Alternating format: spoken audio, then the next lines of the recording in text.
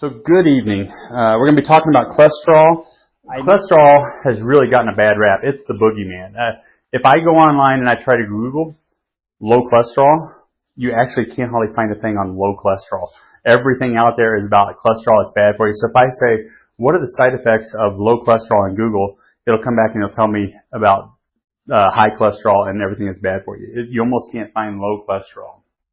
In the, let's say, 2015, 2013, I gave a talk on cholesterol. And it was interesting because the American Heart Association, the Mayo Clinic, and a lot of your other big clinics had notices up that if your cholesterol was under 160 total cholesterol, you were in a state of decline and dying. And now, go to try to find that and you can't find it. I even tried to use AI to go back and find it because I don't have that slides. It was on an old system I had at my work. And so I don't have those slides, but there's actually pictures of their website saying that. And so know that right now, it's the boogeyman. I mean, cholesterol is the bad deal. And even my friends that are medical doctors, when I talk to them, basically they say, no, we just want to get as low as we can. So cholesterol, what it really is, it's a waxy substance. But what's important is every cell in your body is made of cholesterol. And so I'll go in by detail, but the outside of every cell is made up of a bunch of cholesterol stuck together. So as soon as you take your cholesterol too low, or if you say, hey, I'd like to get rid of my cholesterol, your cells start falling apart. And your cells make up everything in your body. It also makes up every hormone in your body, a lot of things in there. I went back and forth. My family didn't like this idea of me saying cholesterol is like the Swiss Army knife of molecules, but it really is. And then my son, I think it was, that says, well, you need to say it's the F-16 platform of whatever. But cholesterol, when you look at it, you don't have to know anything about chemistry, so don't worry about it. But know that this is really phenomenal as a chemical molecule. You have, I'm just going to say circles for the benefit of everybody. You have these circles which allow you to have a rigid structure. It can make a rigid structure out of it. But then you have this carbon chain out here. And this carbon chain kind of makes it so it can move. So you kind of have this root system here that's solid. This end out here moves. Then you have this part here on the end, this hydroxyl group, and it allows for things to stick to it. So now you have this fluid part, you have a solid part, you have an area to stick to it. And then if you need to add accessories to it, you got this double chain here, or double bond here that can actually come out and you can add stuff to it. So really, out of all the molecules you could have in your body, this one is super, super adaptive. And it plays a role in a lot of things. So cholesterol, first of all, I mentioned that it has to do with your framework and your structure of your cells. So it has an end that basically is hydrophobic. It means it doesn't like water. And then it has an end that loves water. So a hydrophilic end. So whenever it's floating around, it begins to stick together. The two ends that don't like water stick together. And that's how your cell membrane is made. It just starts sticking the sides together that don't like water, and the outside comes to the water. It just goes, doop, sticks together, kind of like a magnet as it's building framework. So these rings in it make it perfect to start building that. Cholesterol is used for every hormone in your body. So if you're going to go on a drug to lower cholesterol, or a lot of people have naturally low cholesterol, the doctors applaud those people and say that's great. But usually, those individuals are going to have low hormone levels. They're going to have infertility problems when they're younger. Men are going to have erectile dysfunction. You're going to have thyroid issues. That would be, if anybody came to my thyroid talk, people that had a primary thyroid problem, a lot of times it's a cholesterol issue. You just can't make enough thyroid. But you can't make enough estrogen, can't make enough testosterone, and this starts to become a problem. So it's a precursor to all those things. Cholesterol also makes cortisol. So if you're having fatigue and things like that, and we come in and measure your cortisol levels, and it's super low, we probably need to come back and check your cholesterol levels. It's a problem there. If you come in and you're having blood pressure problems, either high or super low blood pressure, we need to check your cholesterol levels. So cholesterol also deals with digestive issues. So probably all of you know somebody who's gone on a cholesterol medication, and all of a sudden they're having heartburn. They're having all this stuff, so now they put you on a second medication, a proton pump inhibitor to take care of that situation. But your body makes bile salts. It comes out of your liver, and it goes down, it helps you break down fats, it helps you break down other things, it helps you absorb all of your vitamin D, so your A, D, E, K, so all your vitamins, fat-soluble vitamins, If you don't have enough cholesterol, you can't absorb those. So now you start having other problems with that. And it's going to stay here in a little bit, but vitamin D is made from cholesterol. You cannot take sunlight and make vitamin D if you don't have cholesterol, or if your cholesterol is too low. So I keep saying not have it, but if your cholesterol is too low, you can't even make vitamin D. It's interesting here, we don't get enough sunlight most of the time anyway, and then you lower your cholesterol, and people are definitely low on vitamin D. Interesting enough, if you go here and you look at the standards from Billings Clinic and from the hospital and see what they call normal on vitamin D, it's like 28 to 30. In the rest of the country, it's usually 50 and above. So here, they're taking that bell curve of everybody who's been sick and in the hospital and said, oh, well, we got people here, we got people here, so the normal must be the average here. And so your average here in Wyoming is much lower than what a healthy person is. So that could be also, again, due to cholesterol. So cholesterol is also used to make myelin. And myelin is the insulator around all of your nerves. So people that have MS, they have a myelin problem. The myelin starts to fall off the nerves, and you start having signals that get interrupted. It's like having short circuits in your wall. If you took all the rubber coating off your wires and just let them go, that's what myelin is like, taking that off. So whenever you start hurting these neurotransmitters, or the neuroinsulators, you get things like dementia. You get Alzheimer's. And so we can see as we try to take the population and drop their cholesterol levels, you're going to have higher incidence of dementia and higher instances of Alzheimer's. Signaling platform. So cholesterol is key. So I talked about cholesterol makes this membrane around your cells. Cholesterol also decides, since we have that little double bond there, decides the receptor sites on the outside of your cells. So if the cholesterol is lower, it starts putting other things in, like seed oils, things like that, or it starts sticking other stuff there. Well, it can't get proper signals inside the cell. So now your cells maybe take too much fluid in, or your cells start getting cancerous and can't shut off.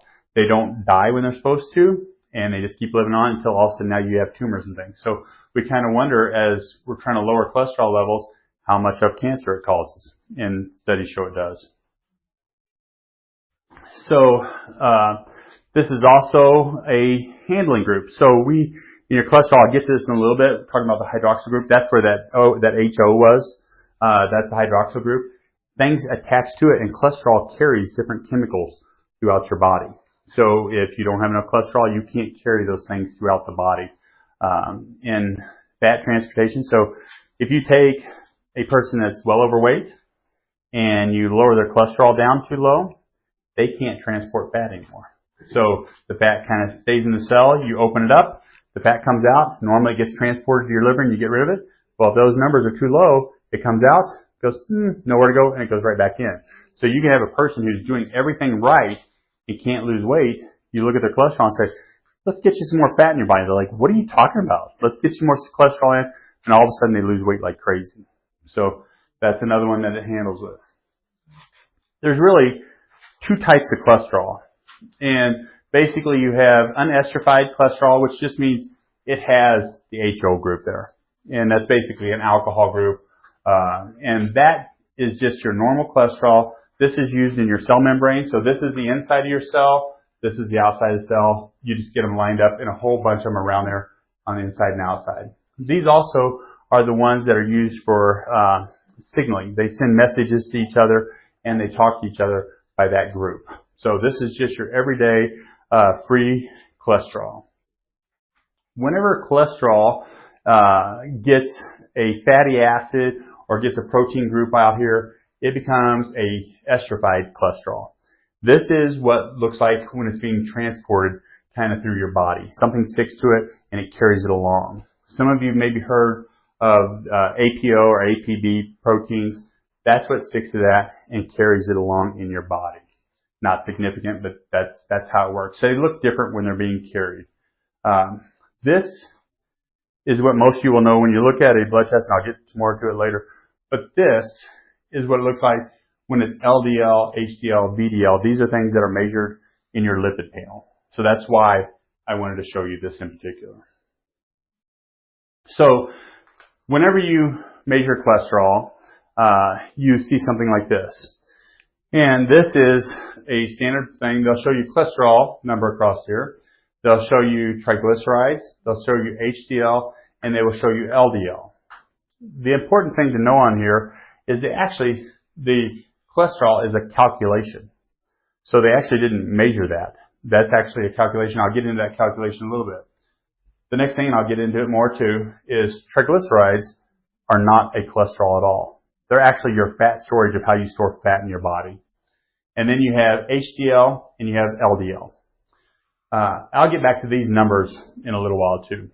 Those numbers by the medical standard look horrible. They would say this person is going to die. And I will go over that. Maybe that person is going to die, but I'll review that with you. So when we run a lipid panel, we're not running a cholesterol panel. So people come in all the time and say, I want my cholesterol ran. Well, the truth is you're not running that.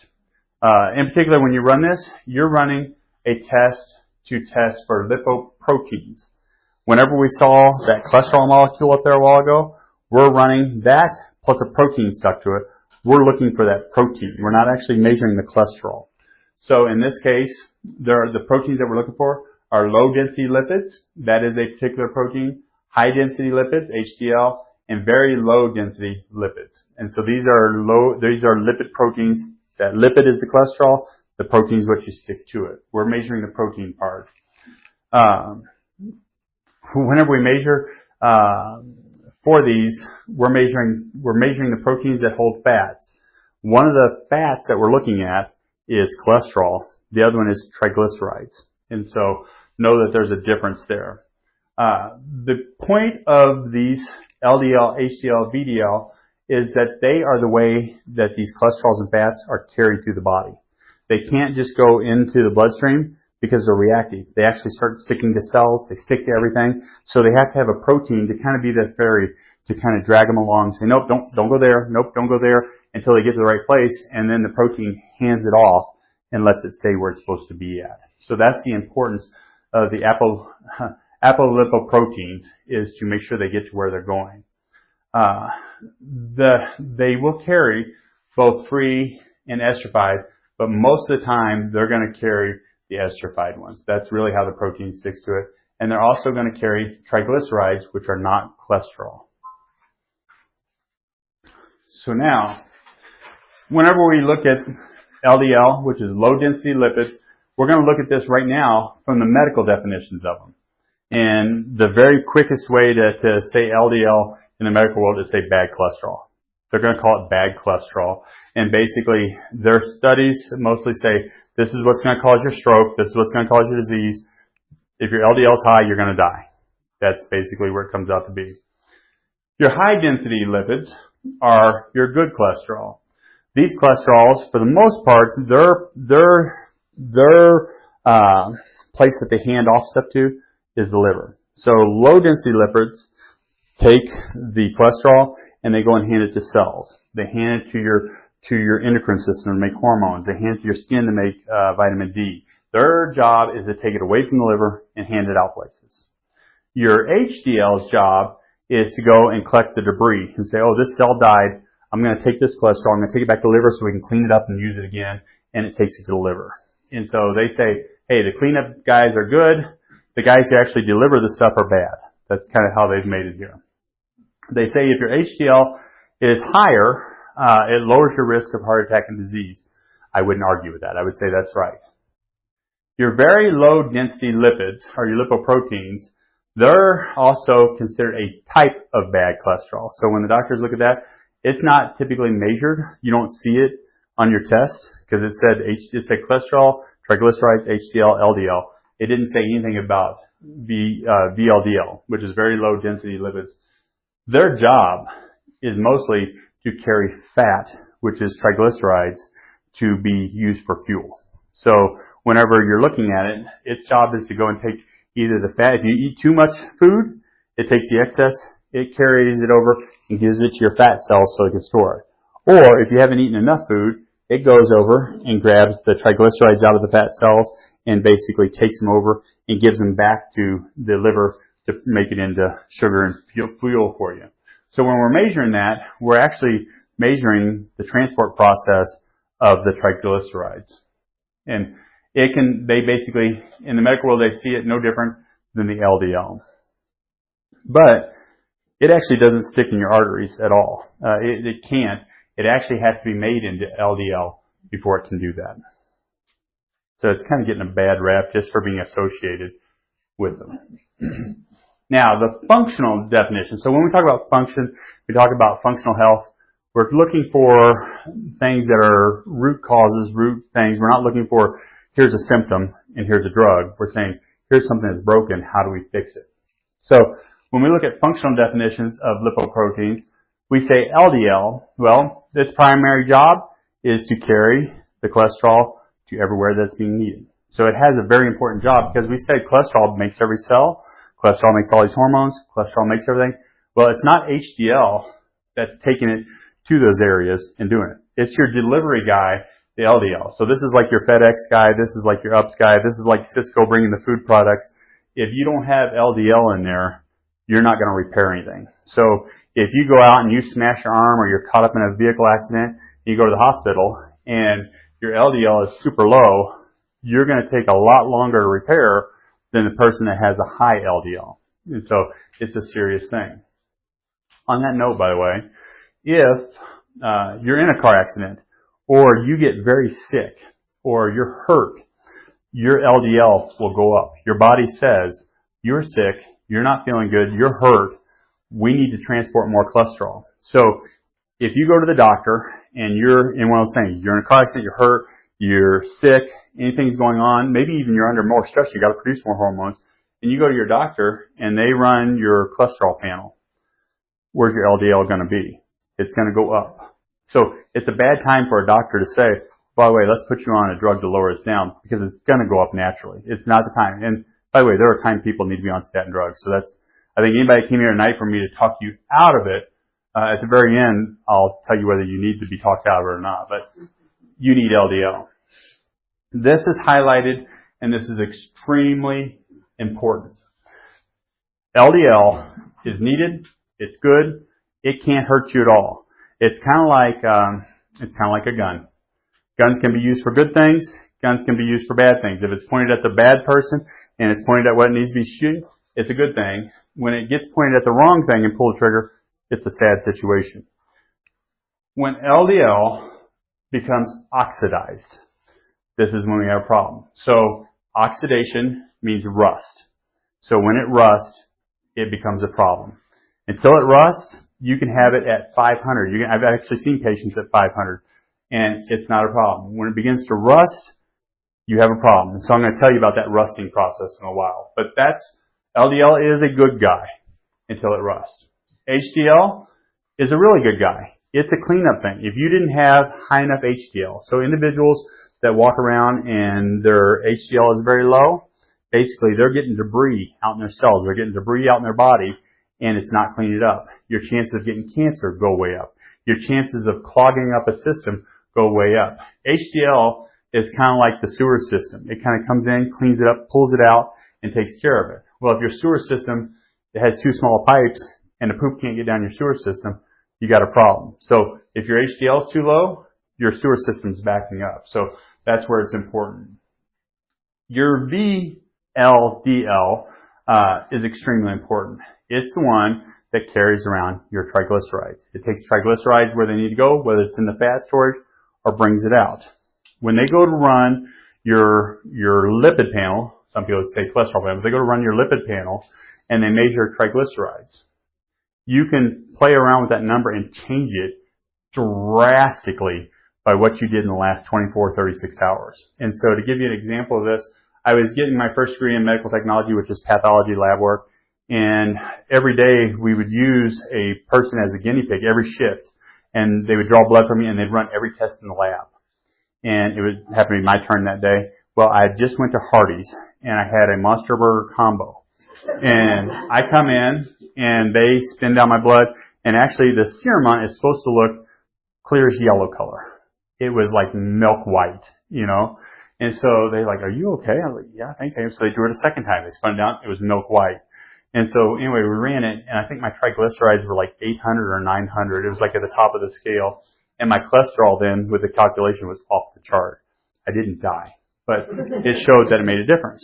So then we had another lady, one of my other partners there. She was fasting, and she was like on a 2-3 day fast. And she comes in, and they run it, and her triglycerides were like 400. But what we realized real quickly is if you ate too much fat too soon to the thing, it would show that you had a lot of triglycerides in your blood. But also, if you were breaking down your body fat, that all of a sudden you would have high triglycerides. And both times, they would say, oh my gosh, you're dying because your triglycerides are high.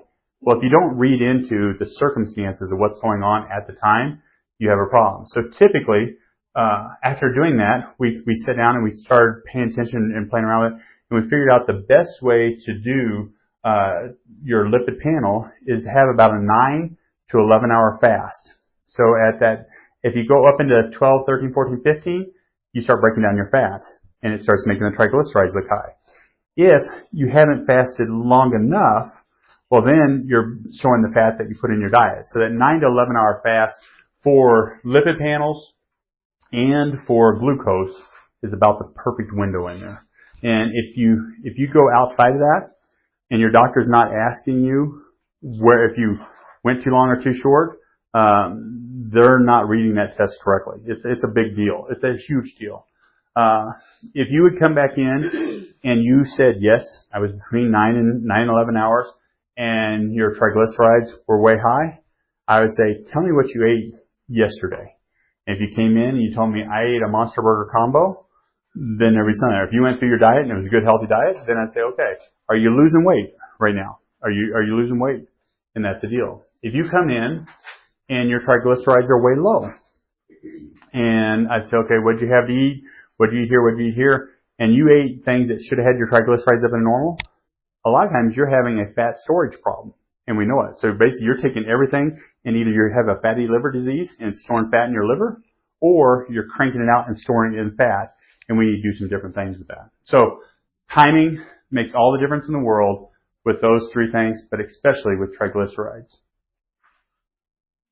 So whenever you look at this panel again, you see total cholesterol. And you think, okay, they measured my cholesterol. They didn't measure cholesterol. They measured your LDL, and actually what they measured was the protein on there. They couldn't measure the cholesterol at all. They actually measured how much of that protein is in your blood. We do think it is a fairly accurate number because whenever you go and try to isolate that protein, it's always stuck to a cholesterol. So that number is a pretty good number. HDL, they're measuring that protein again, that high density lipid. They're measuring that protein again, and again, it's a good number. It says, yes, that's there. Now, they say, we're measuring VLDL. It's not true. They're not measuring it. They're actually measuring how much triglycerides are in your blood. Because they say, well, triglycerides stick to VLDL, so that's what they're measuring. I'm going to go and I'll get into it. So triglycerides are not a form of cholesterol. We pretty much covered that. They are a fat storage. They circulate in their blood. Sometimes they're stuck to VLDL. Sometimes they're actually free-floating. They're not quite like cholesterol. They don't come up and stick to things just because of the way they are. They actually kind of can float around. So even when we are testing triglycerides, when I eat that Monster Burger, I guarantee you my VLDL wasn't as high as what it showed my triglycerides were. So it wasn't there. These are just used for storage for fats and happen when you eat too much fats or too much carbohydrates, or carbohydrates, you can just say sugar. So the true way that the reason that triglycerides are in your panel, they're taking the place of the VLDL. So they measure your triglycerides. This was how they said they're measuring it, but this is what they're really doing. They're taking LDL, HDL, and then they take your total triglycerides and they divide it by 5, and they add those together, and they come up with your cholesterol level. So your cholesterol level can be really skewed by what's going on with triglycerides. And I gave credit to the guy who did it. He figured this out a long time ago. But a VLDL is actually a protein, It has a little bit of cholesterol stuck to it, and it has a whole bunch of triglycerides stuck to it. And in this case, they're saying there's 5 triglycerides stuck to it. They're guessing. They actually don't know how many triglycerides are stuck to it, and that's their guess. If you really want to know how serious your cholesterol is, if it's a really big deal or not, the best way to do it is to take your total cholesterol and divide it by HDL. That gives you a ratio. In this case, this ratio is 3.7 is what this ratio is. If you're below 4, you're standing in a really good place. It says you have a good amount of cleaning, your HDL is going to clean out the system, and you're looking pretty good. That is also, the medical world would agree with that. And that's what the standard used to be. Say, hey, if you have this ratio of cholesterol to HDL and it is below 4, you're actually looking pretty good. When you start getting over 4 is whenever you start showing a higher likelihood of having heart disease and that kind of thing. And all the studies that use that ratio, you can see that 4 is kind of the magic number. And when you get up to 4.5, you're like, okay, you're getting close. When you get up to that 4.7, 4.8, you're in a place where you need to do something about it. So that's significant there. I took that out. I wish I probably would have left that in. No, that's the total divided by the total divided by the HDL should be under 4. So now, we found out what cholesterol is. We found out what it does. What happens if your cholesterol is too low? So first thing that can happen, and the first thing that most people notice are hormone imbalances. So individuals that have too little of cholesterol, maybe even as youngsters, they'll have PCOS. They'll have periods that are either short or long, that kind of thing. Guys, a lot of times will be more feminine. So we see even in some people now, we'll see both ways on that. Ladies, we may see more aldosterone, so we see them are more androgen type. We'll see more masculine women, and that's a cholesterol imbalance there. You'll see nerve damage. So I can tell you I've seen this quite often. I get people in, and some people are on medication. Other individuals have gotten older and they're not absorbing cholesterols. They're not absorbing fats. Their liver's not making cholesterol anymore. And all of a sudden, they'll start having neuropathies and things. And they come in, and the medical world will basically say, oh, I bet you have diabetes. You measure it, and the blood sugars are fine. And they can't figure out anything matter. They come in here, and I look at them, and I'm like, your cholesterol's at 120, your total cholesterol, and your LDL's at 60. You're going to have nerve problems. And a lot of times, these individuals are diagnosed with MS, and they don't have MS. And so you come back in, you look at their MRI, you're like, there's nothing here that says you have demyelination. And we come back, test this, and you find the problem. Increased risk of cancer. So your T killer cells are what goes around and finds cancer in your body. And they come up and they actually identify it. They basically put flags on it, and then they start to kill it. They put out cytokines and things. To actually mark it correctly, because we saw earlier, it's in the signaling, immune signaling. That's where cancers happen. When you start taking cholesterol too low, you'll get cancers. Depression and anxiety. So depression and anxiety, and I didn't mention this earlier with hormones, every neurotransmitter in your body, so dopamine, serotonin, epinephrine, norepinephrine, every one of them is made with a backbone of cholesterol. So you all of a sudden start to see somebody has a drop in cholesterol or on too much medication, and maybe they're depressed, maybe they're anxious. This is a big reason why. I have a family as patients back in Missouri that are still patients I take care of, and they have a genetic issue where dad and mom produce almost no cholesterol. It's very low. And then their kids have the genes from mom and dad, and they produce less cholesterol than mom and dad do. And so I actually have them on a high fat, high cholesterol diet. I'm supplementing with a lot of D. I'm giving them a lot of cocaine. I'm giving them everything to basically give them fats in. And when the kids take their supplements and do what they're supposed to do, they're absolutely perfectly normal.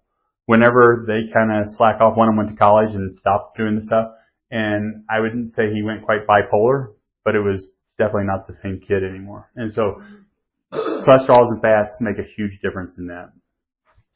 The interesting one is when you lower cholesterol, and not even very low. I think I put one study in here that talks about it. When you lower cholesterol, your risk of hemorrhagic strokes, that means the blood vessel breaking, goes way up. And you actually see this a lot of times in individuals that are on high dose statins or individuals that get older and they're starting to become malnourished. They can't produce enough cholesterol, don't take enough in.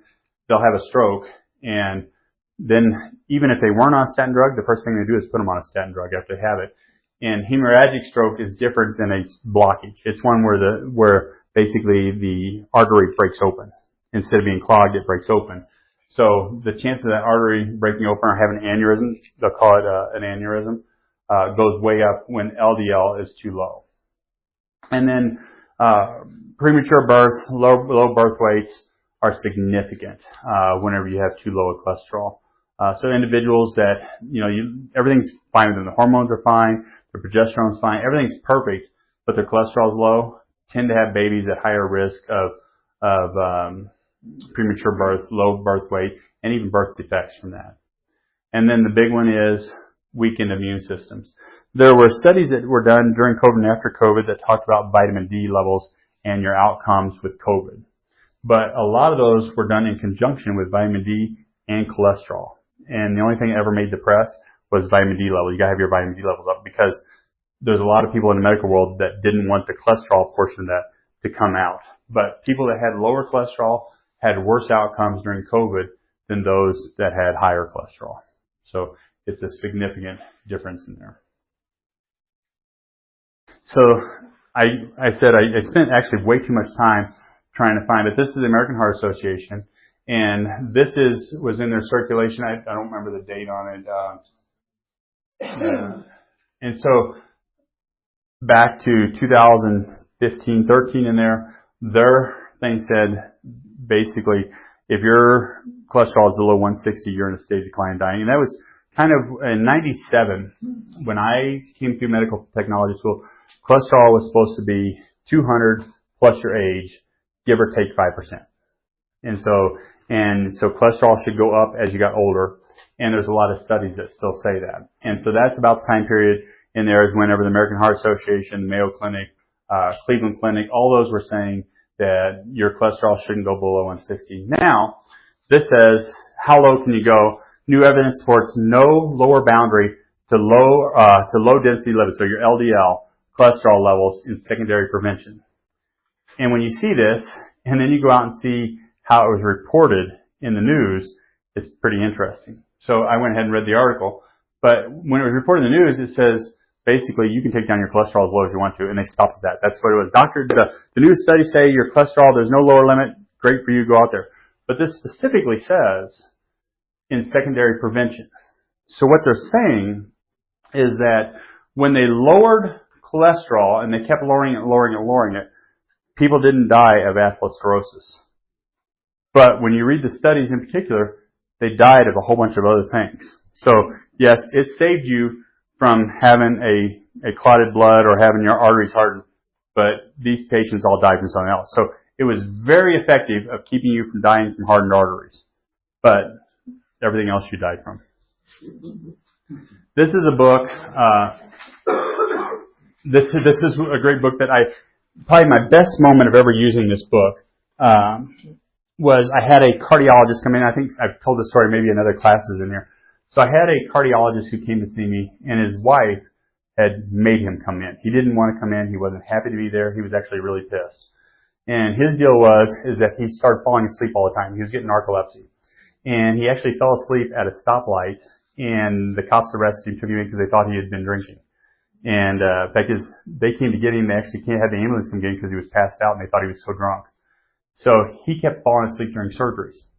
And finally, he was kicked out of surgery and everything else. So he went and saw his buddies. Nobody could find anything the matter with him. His wife sent him to me.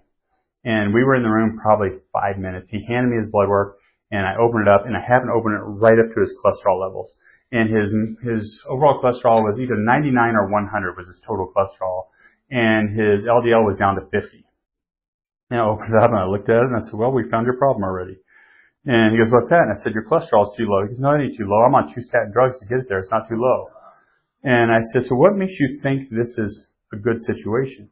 He goes, well, the lower you take it, the better off you are. I said, okay. So I went in my office and I grabbed this book, and it's Low Cholesterol Leads to an Early Death, Evidence from 101 Scientific Papers. And I opened it up, and hopefully I get just as lucky then. I just opened it up to different studies, and I started reading. I said, the findings of this study show that lower levels of cholesterol, LDL, and HDL cholesterol are linked to an early death. And it goes into the statistics on each one. And then this one here. The results of this study demonstrate that higher levels of LDL cholesterol are associated with lower death rates and lower death rates of cardiovascular disease. And you go through, and there's 101 studies that I could do that all night on. And when I first got this book, I'd come from the medical world into more of a holistic world. I was getting different degrees and things, and I thought it couldn't be right. So I had a class on research methodology, and it was a really good professor, and we started going over it, and he's like, here's how you read research. Here's how you know if it's biased. Here's how you know if it's not biased. Here's how the study's done. See what they kicked out of the study. See what they kept. See at the bottom of the study if they had any affiliation with anybody who would benefit from it. And start going through, and most of the studies, in contrary to this, had a conflict, or they were really biased. One of the biggest studies done on cholesterol was called a Cochrane study on cholesterol and heart disease. And they did it, and this would have been in 2000, probably right around 2005. They did a study, and it was to see how good cholesterol levels, if you lowered them down, how well it prevented disease. And the study came out, and they published it really before letting the company that basically paid for it see what was going on. It was Lipitor or Crestor, one of the two. Well, the study came out, and it showed that if you had already had a heart attack, if you had major atherosclerosis and everything, that statins benefit you. It helps you live longer. But it showed if you hadn't had a heart attack, if you hadn't had a stroke, if you hadn't had heart disease, it actually made you die sooner. And also there were a whole bunch of comorbidities. The study came out, it was published for about 2 weeks or 3 weeks, and basically they were mad and they basically pulled it back. And that was called the first Cochrane study. If you look up the Cochrane study on cholesterol, you're going to get the second Cochrane study.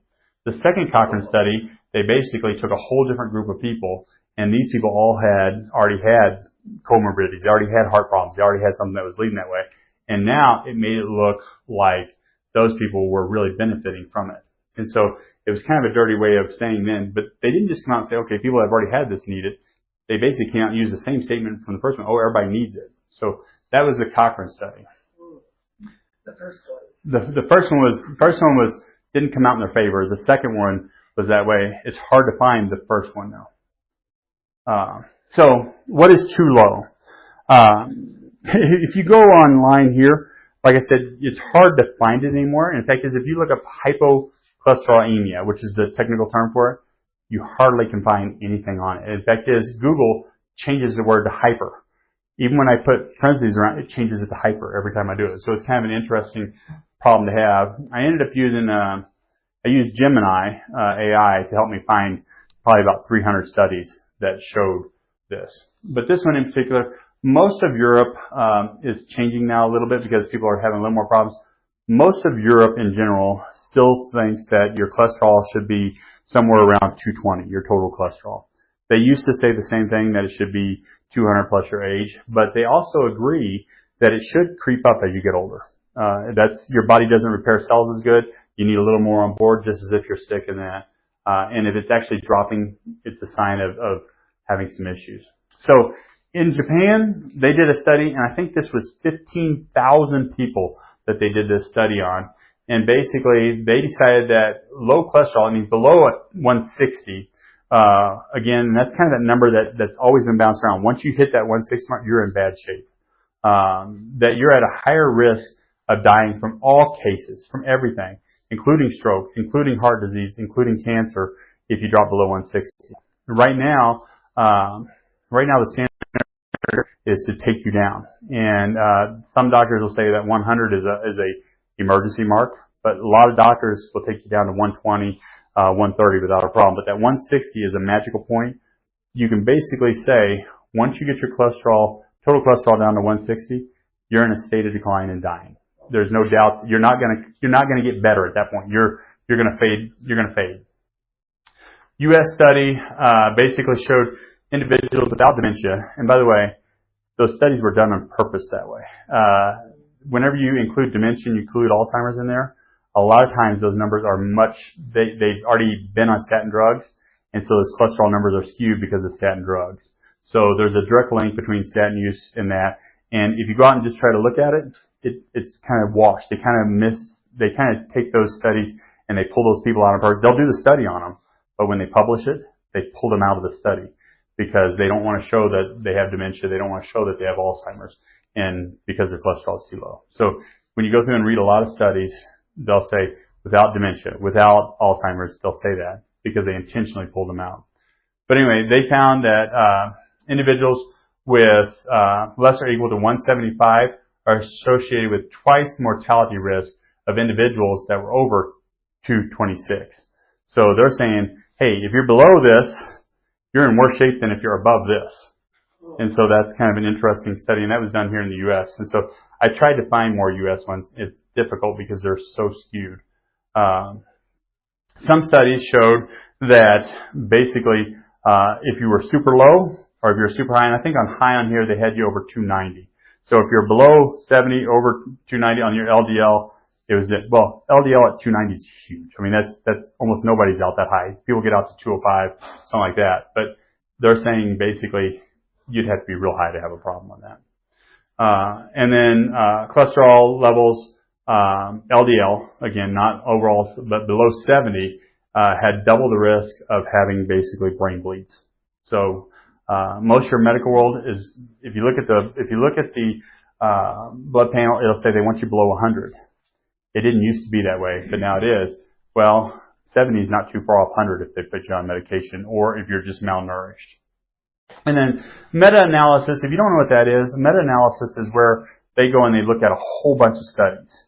And they take the common denominators from the studies and they put them together in one study. So maybe they saw, 30 or 40 tests done on cholesterol and LDL and morbidities and that, and they take them, they pull that data, plug it in, and then they run the analysis on it.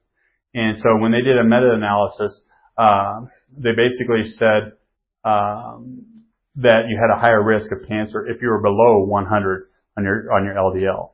Well, that's what the medical world standard is right now, is to drop you below 100. So they're increasing your cancer risk when they do that. So this is probably where we start talking about important stuff.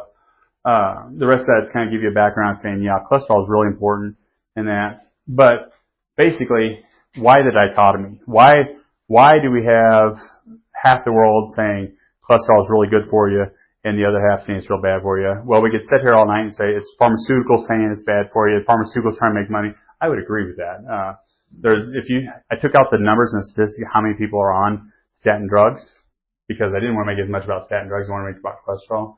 But this dichotomy comes because they're clumping cholesterol into one lump sum. We talked about LDL is good for you. We talked about HDL is good for you. Triglycerides, I don't want you being fat, but triglycerides play a role. They're a storage thing. Most of us have too much fat. Now, where we get into trouble is when we get the bad. So good LDL, bad LDL is when it's oxidized, when it rusts. And so I want to talk about how it rusts, why it rusts, and what's going on there. I put this statement here. I put it in bold at the bottom.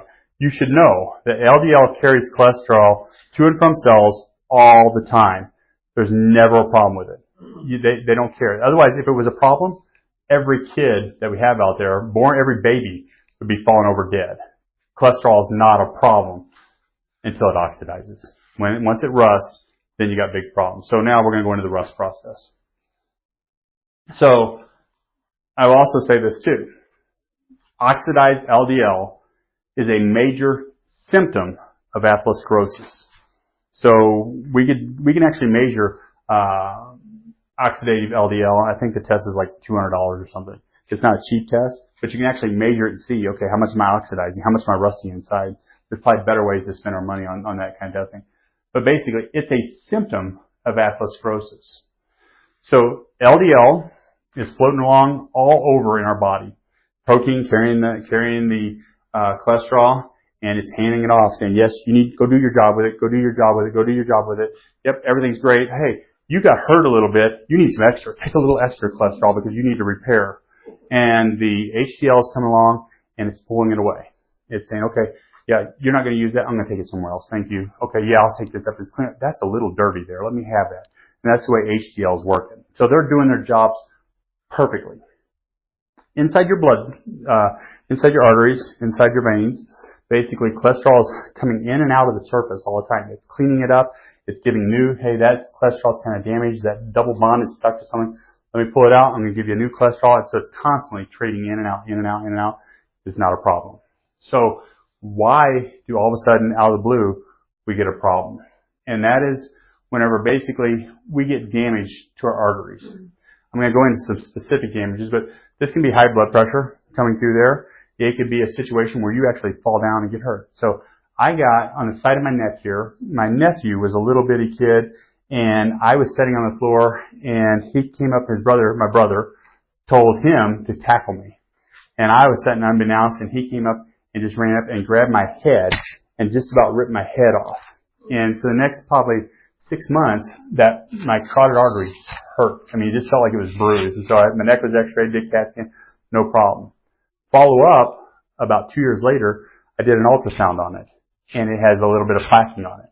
It's because he damaged that inside layer of the endothelial layer, and so my body, instead of letting it leak and letting me pop open and die, it came in and it packed it with cholesterol, and then that calcified. And so that endothelial layer is that layer on the inside of the artery. And whenever it gets damaged, cholesterol comes in and it tries to repair it.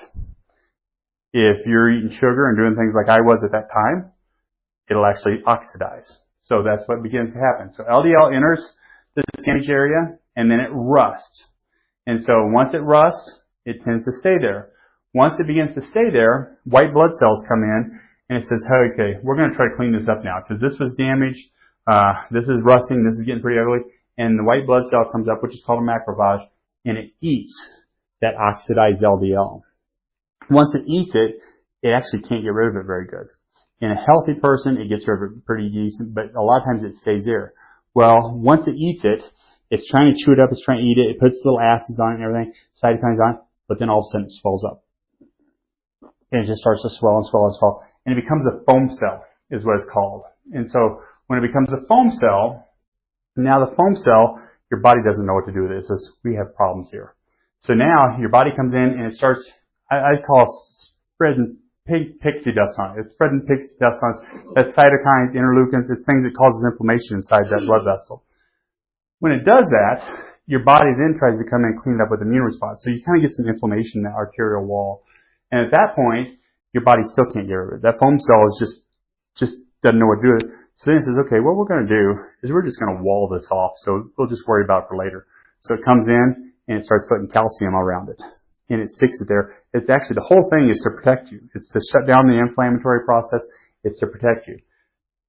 Given enough time, if this happens slowly and you're not having other inflammatory responses and things, it'll actually create more of a blood vessel to go around. Maybe another blood vessel will get bigger. Maybe it'll actually start to break that down over time. So it does heal itself. I've seen individuals that we've had plaquing and things, and I haven't checked my artery for a long time. It'd be interesting. I'm a lot healthier than I was then. I eat healthier. I do things healthier. See if that's come down. And I probably need to do that. So that begins to inflame. Basically, you have plaquing in there. Calcium builds up. Now, I want to take us one step farther back and say, why does this oxidize? Why does it do this? Why are we having this problem? Why doesn't the LDL cholesterol come in? It sees the damage there and basically say, hey, give me that bad cholesterol. Here's a good cholesterol. I'll take this away. That's what happens in a little kid. A little kid falls down the stairs, jumps out of the tree, does all that stuff. They still don't have atherosclerosis. They don't get the hardening of the arteries. So something happens as we get older that causes that. So this is, some people have seen this in my, when I did the heart one, but this is a cell. By the way, while we're looking at this cell, this is cholesterol. This is your biolipid layer. So you have a part on the outside is that HO group. Then you have the inside, and then you have another HO group. So they stick together, and so it keeps the moisture outside and keeps the moisture inside, and it makes a perfect barrier around there. And then cholesterol, we talked about that double bond. It helps these pieces stick to here. And these pieces are what signals the outside world and the inside world. So that's a perfect example. I forgot I had this in here actually. But this is a mitochondria. And mitochondria are the powerhouse of your cell. They are what gives everything in your body your power. Without them, we're dead. The genetic component of that actually comes from our mom. So we can thank our mom for that. The dad gave us nothing to do with our mitochondria. It's all mom's fault and mom's doing. But that's why we're alive, is because that makes the power for our cell. Mitochondria make what's called ATP. It's basically the power component. So like we talk about electricity, we talk about watts and that, or kilowatts. When we're talking about ATP, that's like your watt. Mitochondria like certain fuels. They like to run off certain things. And so I was talking kind of before we started to the group that if you have a power plant and it normally likes to run off natural gas, and that's great, but maybe there's too much coal laying around, then you get rid of it, so they start throwing it in the natural gas burning plant. Well, now all of a sudden you start producing a lot of debris, a lot of smoke. You start having ash pile up. That's the mitochondria. The mitochondria really like running off a higher ratio of ketones to sugar. And so they like it whenever you eat and basically the sugars burn off a little bit and then it goes to fat and you wait a little while to eat. So you're basically waiting your 8 hours while you're sleeping and everything. You get up in more time and you burn off fat in the nighttime. They don't want you eating food here, food here, food here, food here, food here, food here all the time because they'll just burn sugar. They love to burn ketones, which is like your natural gas, really clean burning. But if you throw in sugar, they're going to burn it first. They're going to try to get rid of it. And you get a lot of coal. You get a lot of dust. You get a lot of debris. That debris causes oxidative species. Let me see. Next slide here. So whenever you're burning things that you shouldn't be, basically it rusts. So if you have clean fuel going out, clean exhaust, there's not much rust there. It's clean. All the pipe stays nice and clean. So no one ever has to get up and clean your flue on your natural gas stove or your natural gas pipe. That's the vent stays clean. If you're burning fire or coal or wood in your fireplace, you have to get up there and clean it out. Your mitochondria is the same way. It starts getting oxidative species. That means it's getting rust in that mitochondria. So when this happens, that mitochondria, first of all, there's tons of them right around your blood vessel. That's in your muscles, in your blood vessels. There's more there than there is anywhere else in your body. And so when they start getting oxidative things, and now you damage that blood vessel at all, that LDL gets oxidized in there. And it starts that cascade of now the inflammatory process happens, the white blood cells come along and eat them. They begin calcified and you start getting plaque in there. The other thing that happens in this is typically inside of a artery, you have nitric oxide. Nitric oxide is usually made, most of it's made in your mouth, believe it or not, from good bacteria in your mouth. And that's where you get it from, and then eating green vegetables. But nitric oxide comes in and it opens up the blood vessels and it lets more oxygen be carried in. The mitochondria use oxygen to burn the fuel, to make the ATP. They have to have oxygen. So the nitric oxide comes in, opens up the blood vessels, lets more oxygen into the mitochondria. But as soon as the mitochondria begin to get oxidized, they start creating waste, the nitric oxide comes up to try to protect it. It actually comes up and starts sticking to the mitochondria. A couple things happen then. You don't have the nitric oxide in the blood vessels anymore. So the blood vessels tighten down a little bit. Now, that oxidative lipids that are in there, the LDL, can't get out. So they went in to do their job. They got oxidized. The nitric oxide backs away. They're stuck there. So keeping that nitric oxide up helps kind of clean them out. But tends to be nitric oxide drops as we get older too. That's why guys get ED. That's why when you turn 40, you can't see as good. You get presbyopia. Is because nitric oxide begins to drop. So there's things you can do to get it up. That's the thing that happens. Nitric oxide, when it sticks to that mitochondria, makes even worse rust. So oxygen makes bad rust, but you put nitrogen on there and it rusts really fast and it rusts really heavy. So once that nitric oxide comes in to save the day, it comes out of the blood vessel, comes in to save the day on the mitochondria, just try to keep it alive, things are in a bad shape. So that's a big deal there. So whenever the nitric oxide is pulled away, goes to mitochondria, the bioavailability of it goes down. You get your vasodilation, which means the opening of your blood vessels doesn't happen. It goes, shrinks down. basically this starts to lead to the inability of LDL to get out of it. So it can't get out. It can't really get in or out, but it's already there. So now you have it in there, stuck in there, because your nitric oxide dropped. You now start to have rust in your mitochondria right there next to that. And so it comes over and it oxidizes that LDL. Once it oxidizes that LDL, then that macrophage or that white blood cell comes in and says, okay, I'm going to get rid of you because you don't belong here. You're starting to cause some problems. It eats it. As soon as it eats it, it swells up, becomes a foam cell. Now, then you come in, your body starts sprinkling what I call a pink pixie dust, which is your inflammatory process, the cytokines, the inflammatory cytokines there, and now you start having all kinds of damage to it. And then calcium comes in and says, okay, this is a problem, and it calcifies it. A lot of times, in your body, calcium is one of the last mechanisms of defense. So, almost anybody of any age, if you go and do a CAT scan and you look at the CAT scan, they're going to come back and they're going to say, oh, you have a cyst in the liver, you have a hemangioma in the liver, you have it in the kidneys, you have cysts somewhere. Because somewhere along the way, you've fallen down and hurting something, or you've gotten a bacterial infection, somebody kicked you, a horse kicked you, stepped on you, and you had damage done there. When your body can't fix the damage, it says, okay, we're going to give up on this. We're going to put calcium all around it. You see it in the lungs all the time, especially anybody who's done any kind of work ever. You go in, they take an x-ray of your lungs, and you'll see little white clumps in there. And most of the time, it's walled off. And it could have been a cancer walled off. It could have been dust you inhaled. It could have been hay dust. It could have been something out of the combine. Anything like that you inhaled. It could have been you worked in a car factory painting cars. You inhaled it, but your body protects you and walls it off. Your body's trying the devil to wall this off and protect you when you're plaquing. The problem wasn't that it actually came and walled it off, because that's actually saving you. Otherwise, if that didn't plaque, basically that blood vessel burst open. And if you remember, I was talking about when they lower your cholesterol, one thing that happens, you get hemorrhagic stroke.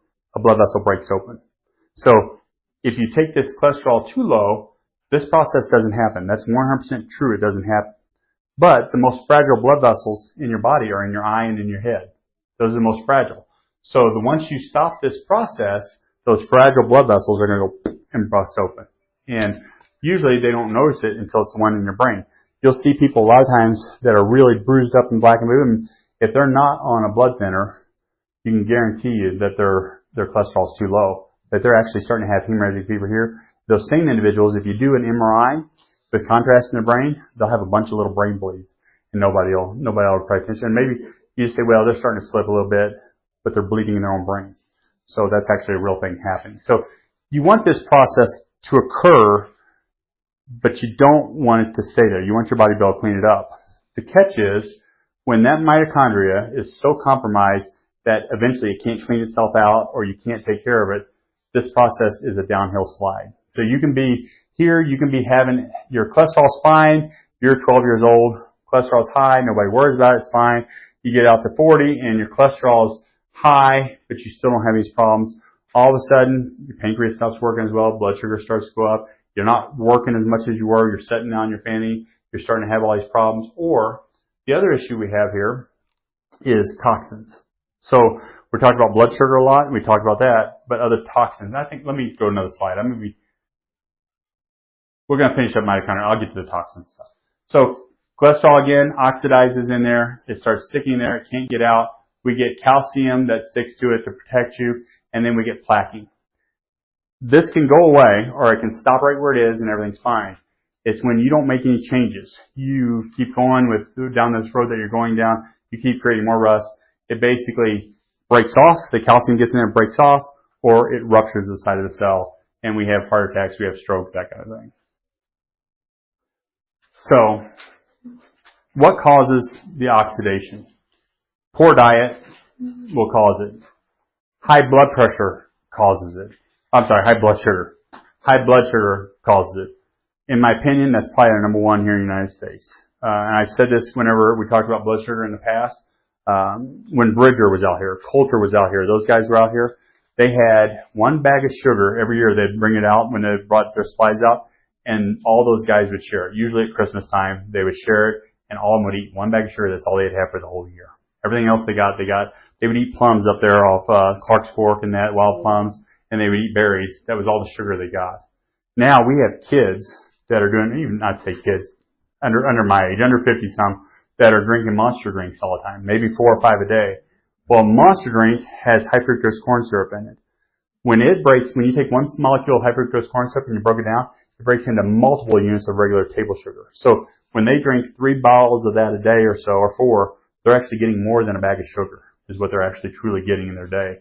So you take the old timers, didn't really die much of heart attacks. Even if they had a heart problem, a lot of times they were healed from it. They actually healed themselves. They would have heart attacks, and so even there was autopsies done on people, their LDL, they're basically their artery, main one going to the ventricle. They would do autopsies on them, and it'd be totally clotted full, but yet they'd start another artery around it. It's because those processes happened real slow. They were oxidized, they were rusting slow enough that their body says, okay, we got a problem here. Let's just kind of make this little blood vessel a little bigger, and we take care of it. We don't rust slow anymore. We rust really fast. So blood sugar is probably number 1. Seed oils, number 2. And some people came to the seed oil talk I did. But seed oils tend to cause really high oxidation in that mitochondria. So our bodies are made to take natural oils and use them properly. They turn into cholesterol, they turn into triglycerides and that. Whenever we put in seed oils, they're synthetic oils. And actually they're more refined than some of our motor oil that goes in our car. Whenever you put that in, it actually starts taking the place of cholesterol. And when we talk about cholesterol being really versatile, well, seed oils are very sticky. So when they start sticking to things, so if it comes in and your body hands it off, now it doesn't just do its one job, everything starts sticking to it. So things begin to oxidize much faster in there. Trans fats, back in the 80s, 90s, they were what they made McDonald's go to. They made all your fast food things go to trans fats. And then within a decade, they decided, okay, they were causing cancer and heart disease and everything else. So they pulled out trans fats. There were some studies saying, hey, pull out seed oils at the same time. Hey, we messed up with the seed oils. People are getting fatter. People are having all this heart disease and everything.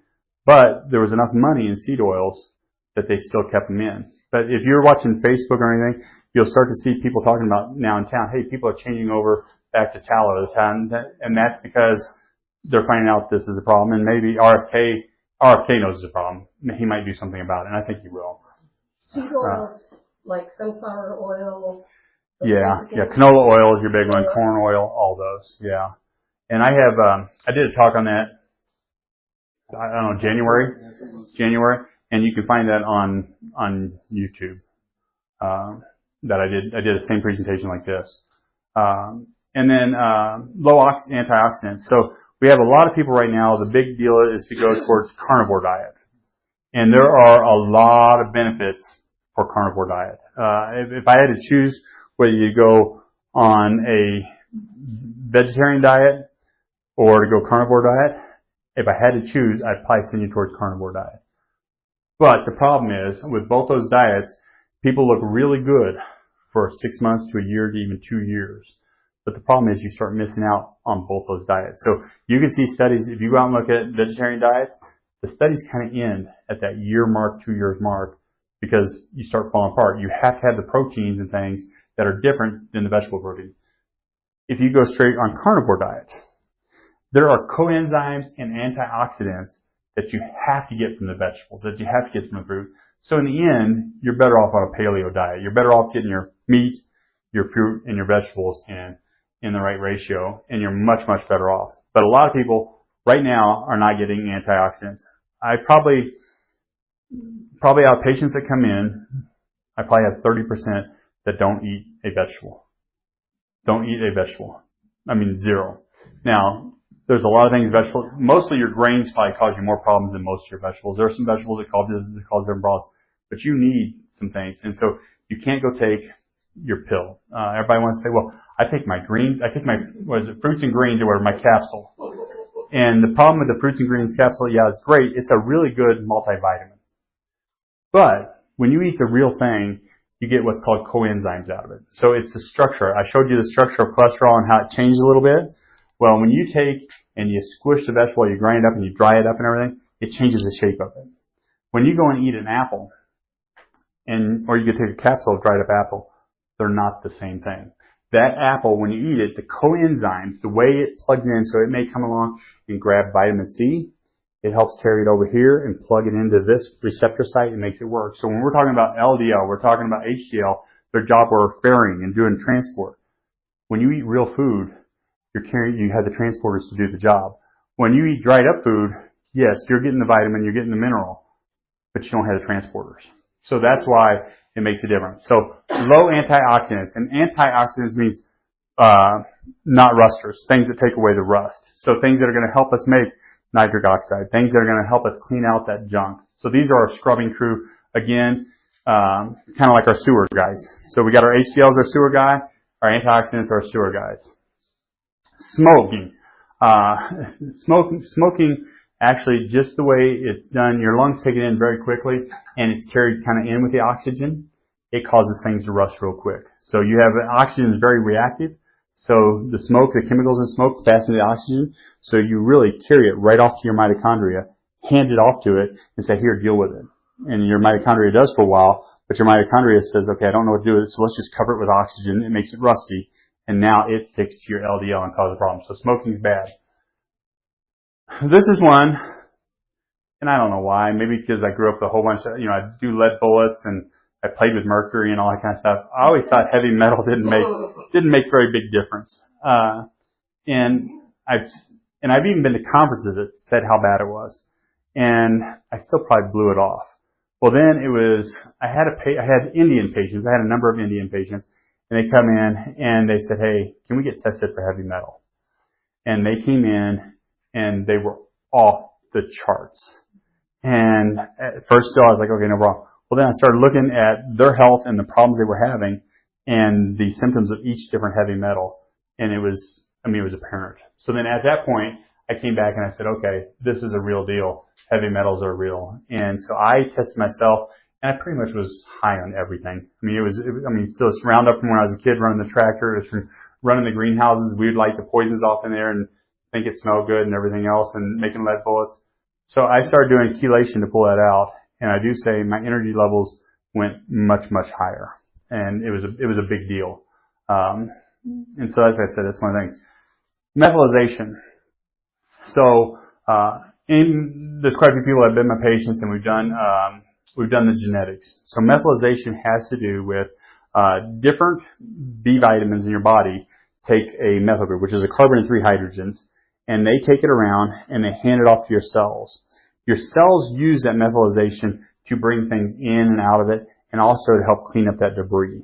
And so when we do a genetic profile on you, we look at the genes that look at methylization. So a lot of people have heard of MTHFR, but there's really about 14 different genes. There's MTHFR, there's COMT, there's VDR, there's a bunch of them there, and each one of them takes either a different vitamin to make them work properly. And so if you know you have that gene, let's say VDR gene, you have that and it's broken, you're going to need more vitamin D than the average person. So if we give you more vitamin D, if you have that methylization problem, all of a sudden now you start cleaning off the rust. You don't have as much rust there. If you have an MTHFR gene, we give you methyl B12 and it cleans off the rust. So these genes, by doing that genetic study and seeing what you have, makes a big, big difference. And we do that pretty easy. We actually use data from like Ancestry DNA. We have people that have done that. We take and pull down the raw data and we use it. And so you get about $10,000 to $20,000, maybe $30,000 worth of testing from that, for cheap. It's office visit and a little fee to do that. So for less than $200, that's a big deal. So lifestyle changes and strategies. So we want to boost the mitochondrial biogenesis function. So basically, we want to make it stronger. And one of the things we do is exercising. So your mitochondria number in your body is directly tied to activity. So if you get a person in a nursing home and they're just laying there, and you take and look at their overall mitochondrial number, it's dropped down. There's tests that we can do to see how well that mitochondria is functioning too. And the more stationary you are, the less you move, the less it's doing. So whenever you decide to sit down and get old and do nothing, that's going to drop. If you're old and don't do nothing now, or even young and don't do nothing, and you start doing something, that number comes up. The more mitochondria you have, the better you are to deal with the rust problems, the better you can get it out of you. So it's important. Plus, the more energy you have.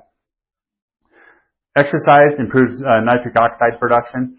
So this is actually probably one of the biggest things about exercise. So the more exercise you do, the more nitric oxide you produce, the more your blood vessels open up and the bigger they get. So even if you have atherosclerosis, which is hardening the arteries and stringing the arteries, if you get exercise in, they will eventually open up. So if I have a blood vessel this big around and there's plaquing all the way around it, well, if that blood vessel opens up to twice the size, now the plaquing only covers part of it. It's actually much over it, and now you have good, healthy places to flow blood through.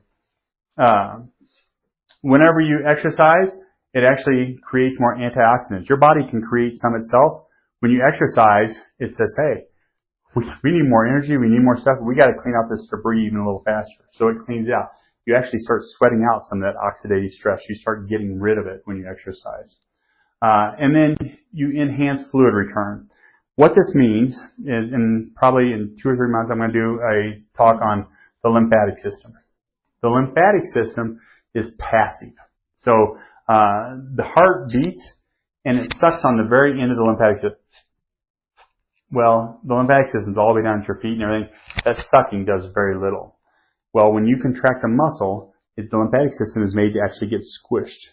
So if I'm sitting here moving and exercising, I'm squishing the lymphatic system, the fluid's being squished back up to my heart, and I'll clean it out. The lymphatic system's whole job is to get rid of debris and get rid of junk. So if you're not moving the lymphatic very good, because if you're not moving, your heart's not beating hard enough to suck on it, and you're not squishing muscles. So when you exercise, the fluid gets returned, it pulls out that oxidative stress, it cleans it up. The next one is balanced diet. And so you want a good variety of fruits and vegetables in there. I also want you to have meat. I also want you to have fats in there. Higher fiber. So cholesterol gets damaged. Cholesterol gets oxidized. Even when it gets to the liver and it's been oxidized, your liver has a hard time getting rid of it. So what it does is it actually makes it bile salts. It turns it into a bile salt. So next time you eat fat, your liver pumps it out, your gallbladder pumps it out, and basically the hope is that you'll poop it out. But the catch is with cholesterol is highly absorbable in our body. So it goes down about 1 foot or 2 in your small intestine and it's reabsorbed. The catch is, as soon as it leaves the liver, your liver has a little, like sub pump or whatever, a little valve in there that says, okay, we just lost some cholesterol, make some more. Well, if it goes down about 1 foot or 2 in your intestines and it's reabsorbed, well, while it was gone, it already had the signal to make more. So it comes up. It keeps getting bigger and more and more and more and more. And you can have a problem there, especially if you're pulling back in oxidative cholesterol. So people that have fiber in their diet. So this can be vegetable. It doesn't have to be grains. It can be. But you want good, healthy fiber. But when you have fiber in and bile salts come out, bile salts stick to the fiber. It just sticks to it like a magnet. They're kind of gooey, the bile salts are, and it just sticks to the fiber, and you poop it out. It doesn't get a chance to be returned in. So probably a lot of you are old enough to know Milton Berle's had the oatmeal commercials. And it had, hey, I ate oatmeal and it lowered my cholesterol. It absolutely does.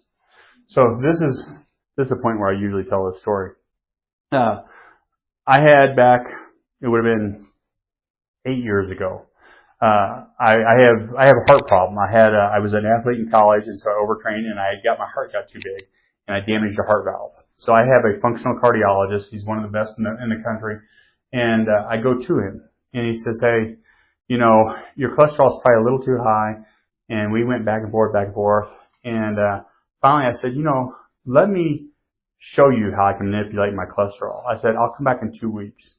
Well, I went and I took all fiber out of my diet. And so I was eating basically fat, protein, and some vegetables, but most of the fiber was gone. I came back in, my total cholesterol was sitting right at like 400 or something like that, maybe 425, and my LDL was like 200 and some, and my triglycerides were off the chart. And he's like, I don't know how you're alive. I said, because it's not oxidative, I'm not hurting myself, Well, I said, I tell you what, give me a couple weeks. I actually said give me a month, but give me a little bit of time, and I'm going to do just the opposite of this, and I'll come in and show you what it's like. I literally got back to my office from that appointment, and my insurance guy calls me and says, hey, we need to renew your life insurance, and we need to do a physical on you. And I said, okay. I said, what do you need in this physical? He goes, well, really, they just want a lipid panel and a general blood panel and that. And I said, okay, how much time can I have? He says, I think I can probably give you 2.5 weeks or something before they show up. Well, I went, I took out every bit of fat out of my diet. I took every bit of meat out of my diet. I took everything that had any cholesterol in it out. I was eating vegetables and I was pouring the fiber through, enough to where I was sitting on the toilet 24/7. Anyway, they come in and I mean, they drew my blood and I was waiting. 2 days later, they sent back the results. My total cholesterol had dropped to 165. My LDL was like 80 and my triglycerides were like nothing, you know, and, but also my HDL dropped to nothing too. And so anyway, I went back and I showed him all that and he's like, well, yeah, you can manipulate it. And so fiber plays a big role in that. And it doesn't even have to be, like a carbohydrate high fiber. It can be bergamot. It can be, psyllium husk and things like that. If you're dealing with high blood sugar, I usually do this in a twofold thing. I usually try to bring down the blood sugar first before I try to bring down those lipids, because sometimes we're trying to heal tissues up, and if we can bring down the blood sugar first, the lipids will fall, and then if not, then we come in and clean up the lipids. So I kind of have a process to that. Adequate vitamin B levels, so I talked about the methylation there, but the other thing I didn't talk about was CoQ10. CoQ10 I will talk about in a moment. I'll come back to CoQ10. And then selenium. Selenium is also another one that deals with all this, and I'll come back to that too. And then limited processed food and sugar. So Meg was telling us about taking out the petroleum dyes and stuff that are in our food. They interfere with this process.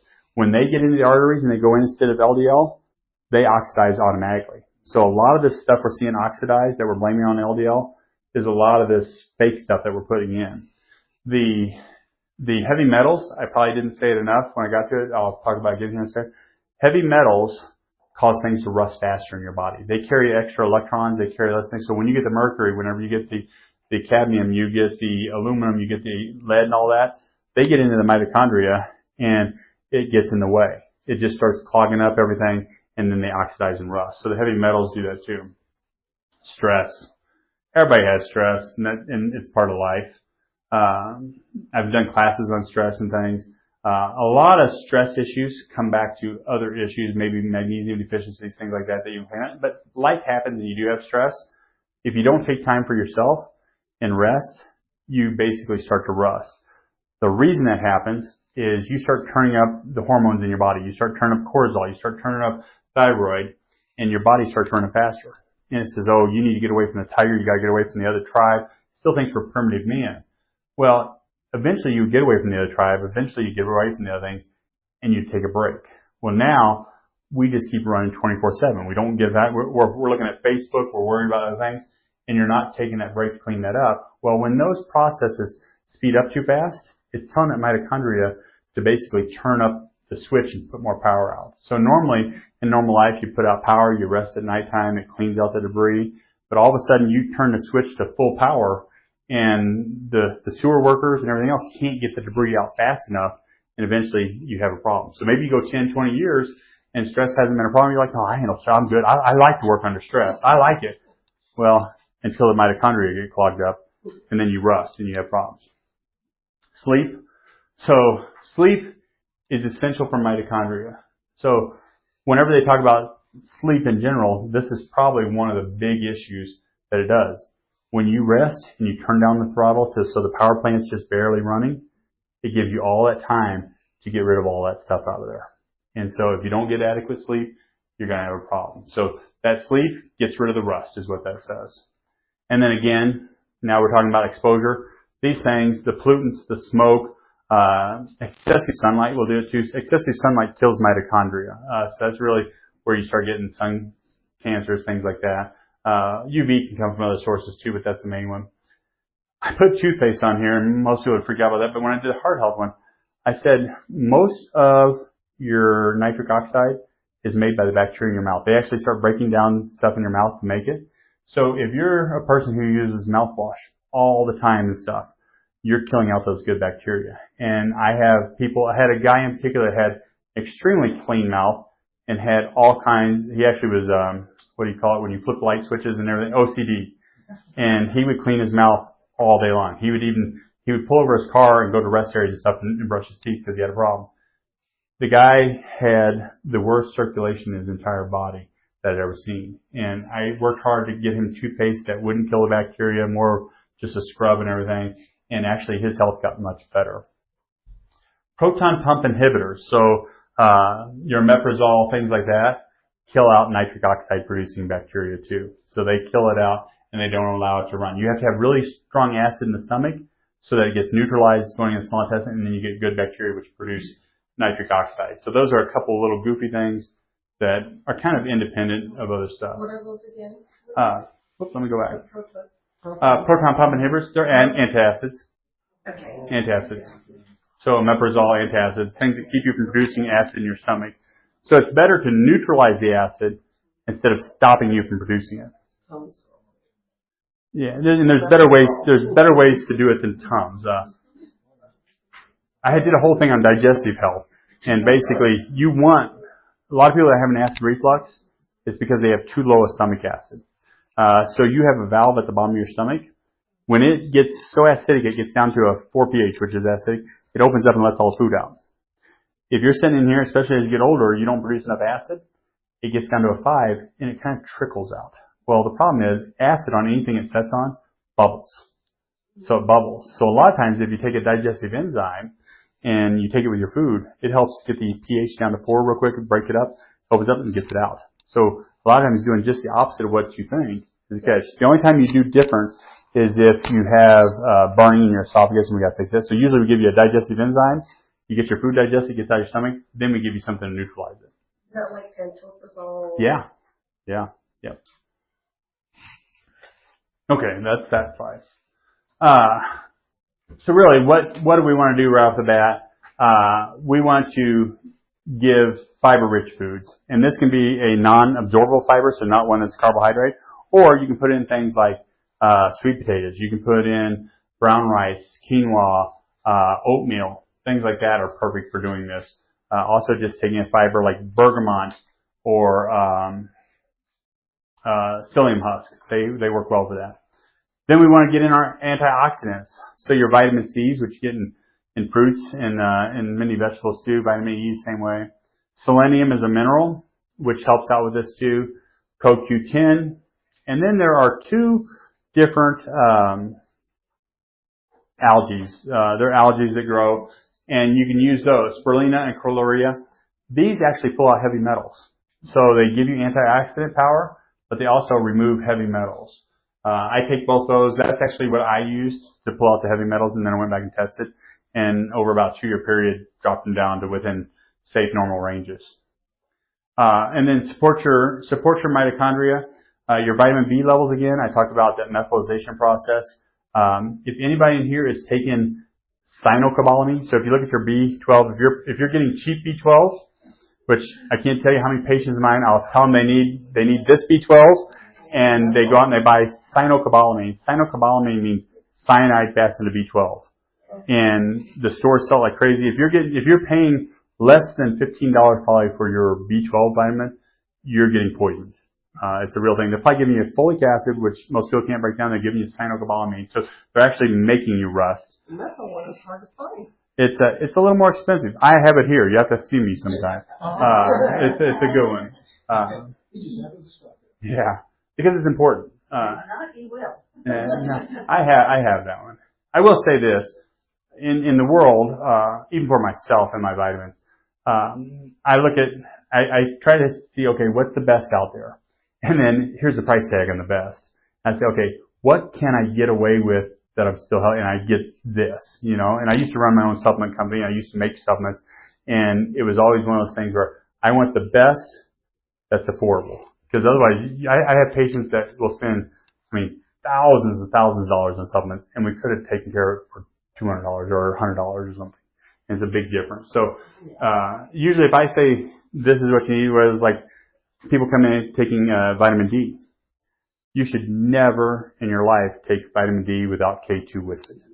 You always want the two together. Otherwise, you're putting calcium in places you don't want it, and you're putting it in your arteries. K2 helps calcium be used in muscles. It helps it be used in bones and puts it where it is. But people will say, well, I get my vitamin D for $3. And you're killing yourself. Get it with K2 in it. It makes a difference. So vitamin B's, the methylation for the mitochondria. L-carnitine. L-carnitine is really good for people who need it.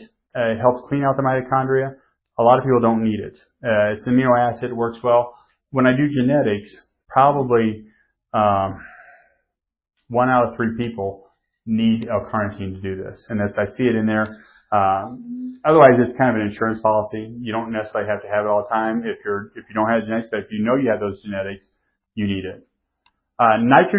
Nitrate-rich foods. So this is your beets, your leafy greens. This is what, when it gets in your body, it puts nitrates in your body, some nitrites too, but it comes up in your saliva. Those good healthy bacteria then make it into nitric oxide. So then you swallow it back down or it absorbs right in through you. The good thing is, and the reason those bacteria are in your mouth is because your brain is right here. And your brain takes a ton of oxygen and it needs to always stay open. So that mouth is close to it. So whenever you make the nitric oxide, it goes right in your bloodstream, goes right to your brain, and keeps it alive. So we're designed perfectly for that. Nitric oxide basically reduces the toxins. It takes care of those other superoxides. So basically, that superoxide you could put in there. Super rust is what you could put when it says superoxide. So nitrogen takes care of superoxides. It increases that. Omega-3s. So omega-3s, when I talk about that pink pixie dust throwing out in there, omega-3s tend to have it stick to it. So when that inflammatory process goes up in the arteries, the omega-3s, it kind of sticks to it and it carries it away. It carries it back to the liver, and then the liver tries to get rid of it in bile salts is how the liver gets rid of it. So the omega-3s are good. Magnesium. Magnesium impacts blood pressure, but also it takes down that stress levels. It takes down the cortisol levels and makes you relax. It makes muscles relax, it makes your heart relax, it makes your neurotransmitters relax. Magnesium is extremely important. Potassium is very good for the nerves and the muscles, so we need to make sure to have it balanced for this too. Again, I said B vitamins.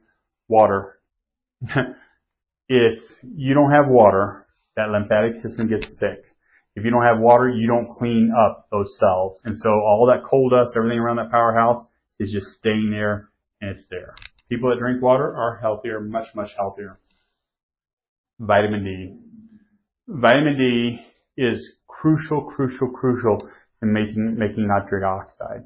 So individuals that tend to be outside, tend to get sunlight and stuff, have a lot less heart problems than people that are inside all the time, and that's because of your vitamin D levels. Vitamin D also regulates how LDL works and whether LDL gets oxidized. So the higher your vitamin D level, the less likely you are to oxidize LDL. So it's important. I like to see vitamin D levels between 50 and 100. So cholesterol lowering drugs. Some individuals need them, some don't. Here's the catch.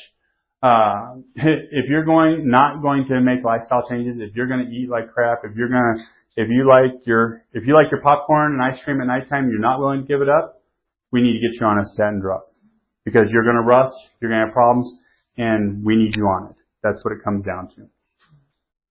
And my dad is that person. My mom and my dad. I've told him, I said, here's what you need to do. And Dad says, well, would I have to get rid of my jelly bread in the morning and nighttime? Because he has it for breakfast. And jelly bread. He puts butter and jelly, and I would say he puts bread with his jelly is what I would say. And Dad says, yeah, I'm pre-diabetic, but if I go diabetic, I'll just take insulin. That doesn't take care of that situation. You still rust even faster in that case. So anyway, there's people that need it. So there's groups of cholesterol lowering drugs, statins in particular, and I'm gonna deal more with statins, but I'll talk about the rest of them. I kind of have them listed out here. I'm going to show you where statins cut off and kind of stop the cascade of how everything works. I'll show you that here in a little bit. Then you have cholesterol absorbing inhibitors. So these are ones that basically not make you reabsorb in. I told you cholesterol goes down so far and then is reabsorbed in. Well, Zetia is one of the common ones that is used for that. And they give this to individuals that tend to have more of a problem with statins. When they go on a statin drug and you get the leg cramps, you get the memory loss, you get those kind of things, this is their next one. And it's interesting because for the most part they say this has no side effects. And if you dive in a little deeper, they say, well, it could cause you some digestive issues. I'll tell you about my experience with this one. So my functional cardiologist is, like I said, one of the best in the world, and we go in, we argue about cholesterol all the time. And it's funny because he actually has a group of friends that argue with him about it too. And so, but he came strictly from the cardiology world, but he is actually a guest speaker around the country for longevity and stuff like that. And so he tells me, he says, your cholesterol is a little high. By the way, the cholesterol numbers we saw a little while ago were mine. The 259 in that were my cholesterol numbers. So he says, you need to go on this cholesterol medication. I said, I'm concerned about it. I have some other things going on. I don't like cholesterol medication. He goes, nope, you need it. So he put me on a low dose. And I was working out every day, feeling great. And within about 5 days after taking it, I couldn't hardly get out of bed anymore. I was hurting so bad. It was extremely bad. So I call him up and I said, hey, is there any way this caused me a problem? And he says, no, it wouldn't cause you a problem. Well, I stopped it for about a week. And I still hurt, but I was feeling a lot better. I called him again. I said, I'm pretty sure this is causing me really bad pain, like really bad pain, because I've never hurt. He says, no. He says, if you want to, take a half a dose. So I took a half a dose, and within 24 hours, I was dying. And this has been 2 or 3 years ago, and I've never felt right since then. My muscles still hurt and everything else. And I have on my genetics when I did it, I don't repair muscle very good. That's one of my genes I have. I don't repair it very good. And this damaged my muscle and I didn't repair. I do have patients on this that get along very well with it, have no problems at all. Yeah, Zetia. So that's one that it does work. It does lower the cholesterol, but there are side effects to it, mainly muscular side effects when you actually get into it. The next one, the PCSK9 inhibitors. These actually change the way your proteins receive LDL. And when you first look at it and you read the pamphlet insert to this, it basically says, hey, it doesn't allow your liver enzymes to open up and accept LDL and that kind of stuff. But when you dive into the mechanism and you actually look at the mechanism, it doesn't allow any of your cells to accept LDL very good. Well, LDL makes all your cell linings, it makes all your neurotransmitters, it makes everything. So this shuts down that process. And depending on the dose is how much it shuts it down. You can shut it down all the way, part way, or whatever. And these are kind of newer in use. More doctors are starting to use them, and that's the way they work. The fibrates, these shouldn't be considered a cholesterol drug, but they are, and a lot of doctors give them. These drugs work on triglycerides. So yes, they will lower your total cholesterol level because they take down your triglycerides. Your triglycerides are not a cholesterol. So it's a fake way to take down your triglycerides. The thing is, it will help. These are more for people who are morbidly obese and not changing their diet, not doing things, and you got to do something. This is something to throw at it.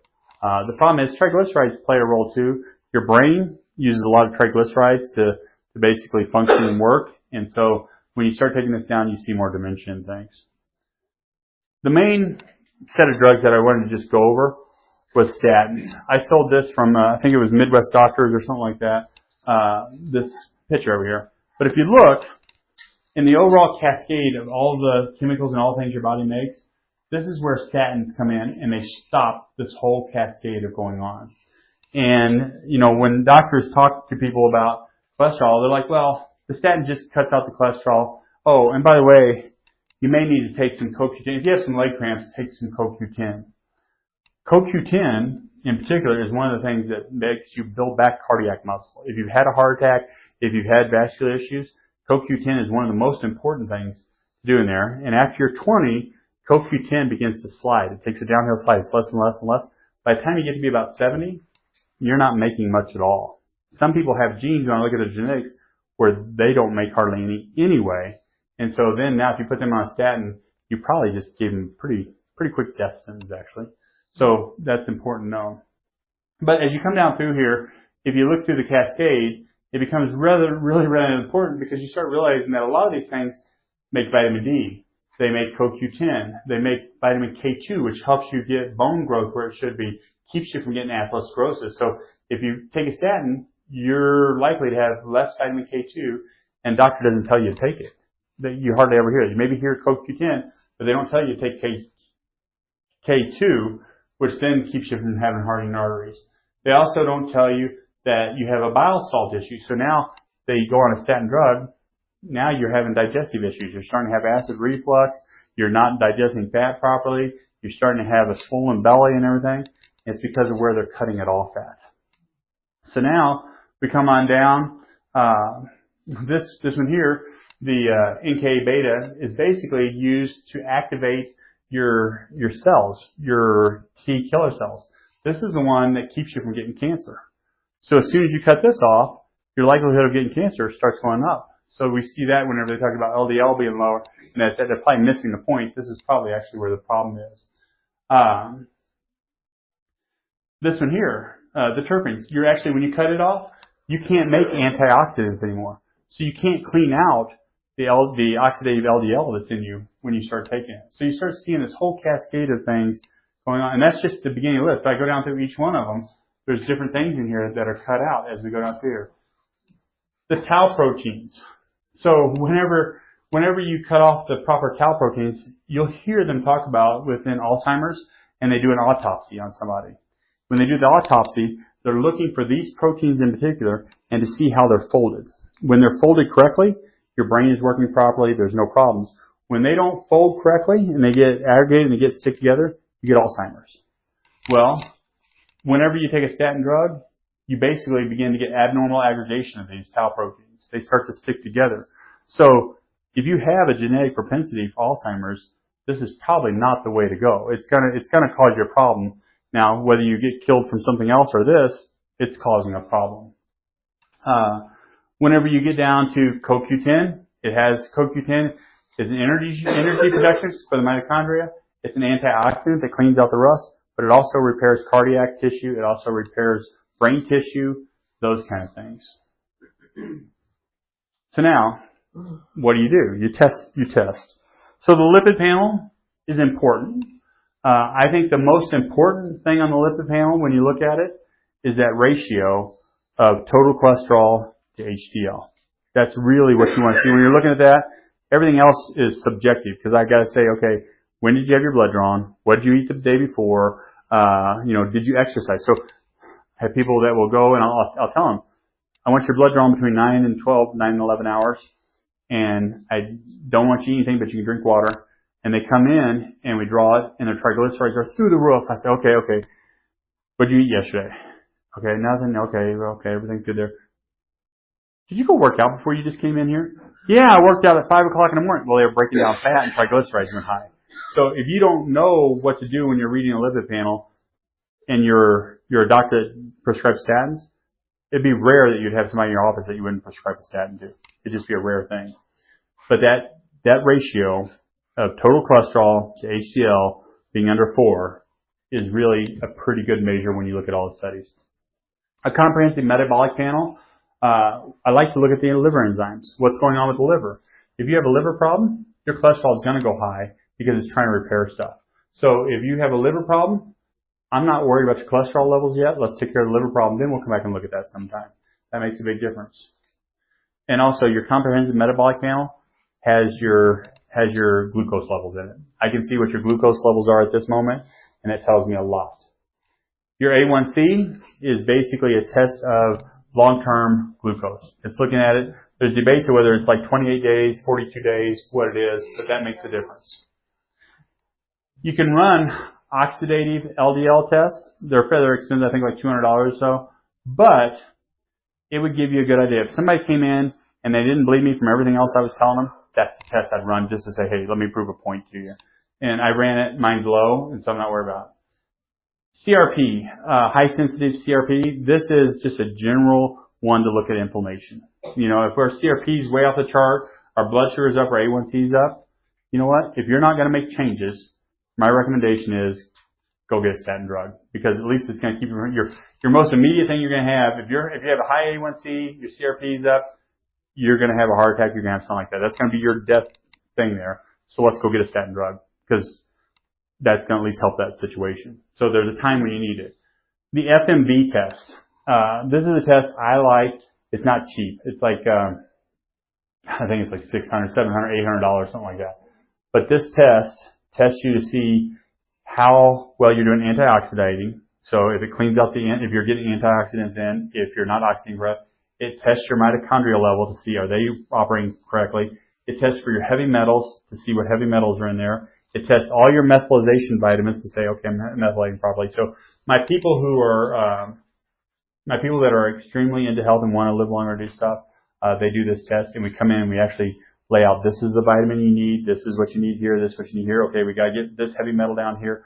Okay, you need more. And I've had the one I just did the other day, the lady needed more saturated fats. So she needed actually more animal fats to come up to be healthy, and she wasn't getting them. And so we got her, she needed niacin, which is B3. She needed animal fats, and then her mercury was really high. And the reason her mercury was high, she ate fish all the time. That was the only thing she ate was fish. So she was missing the animal fats that were not the omega-3. She was missing the saturated, and she had mercury off the chart. Fact is, her mercury was high enough that they had to notify the state she was in that her mercury was too high in case she was getting out of the water or something there. So it was actually it's supposed to be below, I think, 4.6. Hers was at 25. I've never seen it that high, even out of my Indian patients.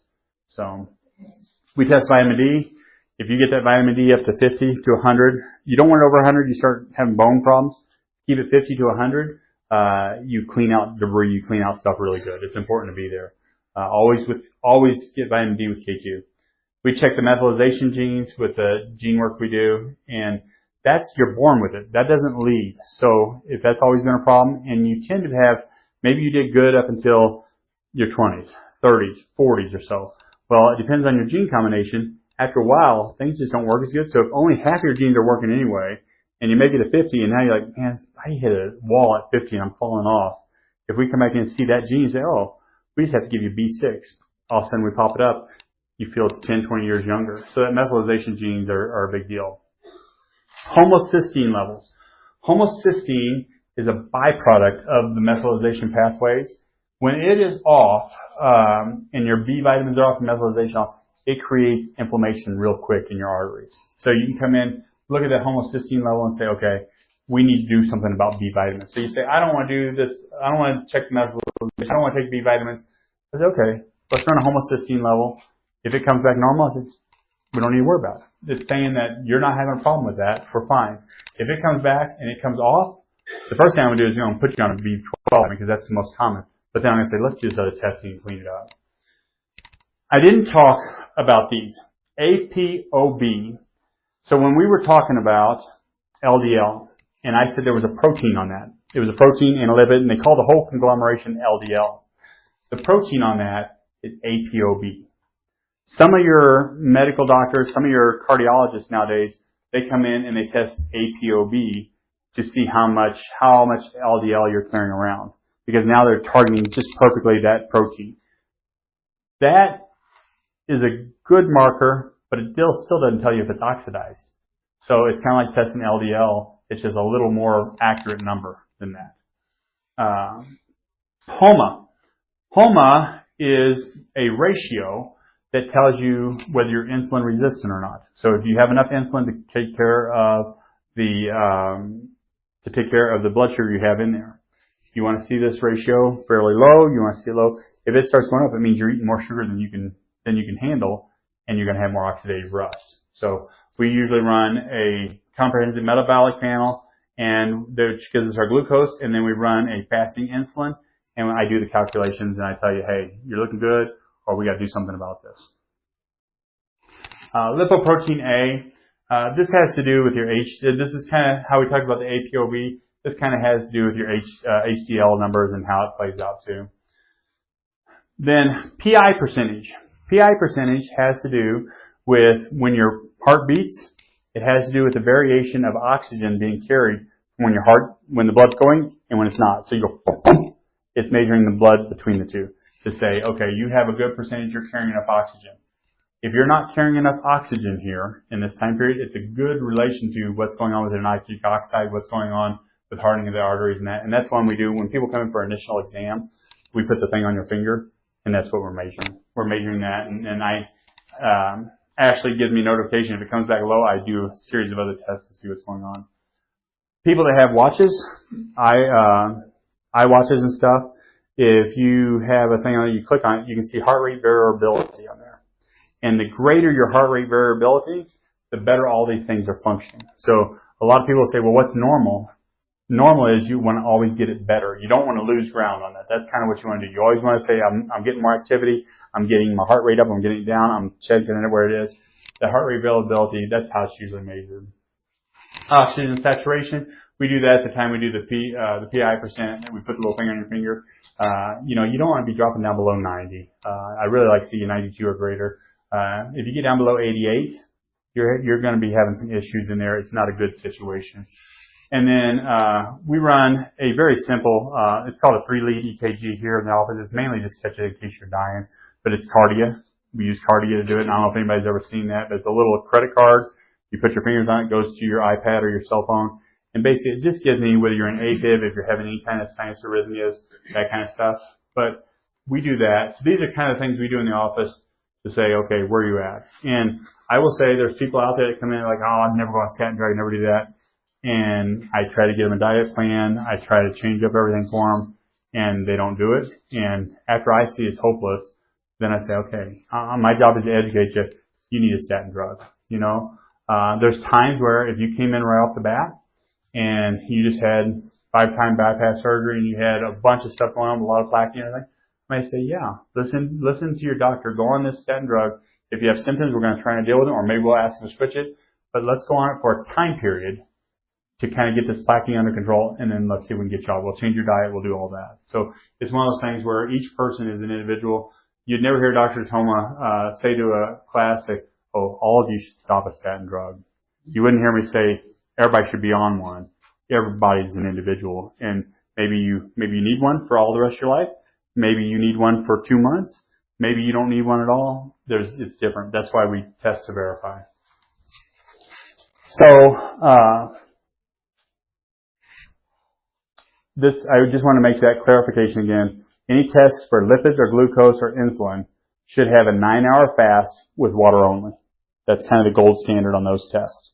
If the person's saying, oh, we're going to test your glucose and they're not having you fast that time period, you're going longer or shorter, it's not right. If they're testing your lipid panel, longer or shorter is not right. And if they're not having you drink water, it's not right. It's going to be higher. It's going to be elevated. It's going to be more concentrated because if your blood's part water or where it should be, and they pull it out, that's the gold standard where it should be. If you're dehydrated and your blood's thicker, it's going to be higher. So if you get up in the morning time and you're drinking coffee or whatever, it's, oh yeah, you can have coffee. Well, coffee is a diuretic. It's going to pull fluid out of there. I guarantee you, if you wake up in the morning time and you had coffee before you went and did your 9, 11 hour time, your cholesterol numbers will be higher.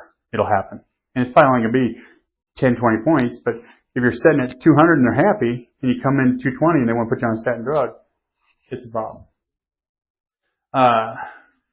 Dietary increases or reductions in fat consumption, especially leading up to the 24, 40 hours before, is going to change that lipid panel. It'll change it. So if the doctor looks at your lipid panel and doesn't kind of talk to you about what you've eaten and stuff and what's going on, there's a problem there. If you're not going to make changes, this is bold, it's its own slide. I paid to print this out for you, so it's important. If you're not going to make the lifestyle changes, and your LDL is high, you're going to have to go on a statin drug. Because I don't want you dying because your artery's clogged up. Make the lifestyle changes, and then we're good. Again, I put it in again. This is the same slide we already had. These are the things that you do to clean it up. Basically, get exercise, get a balanced diet, manage your stress, get some sleep, and then get rid of the toxins, clean up stuff there. I think that's it. That's it. Questions?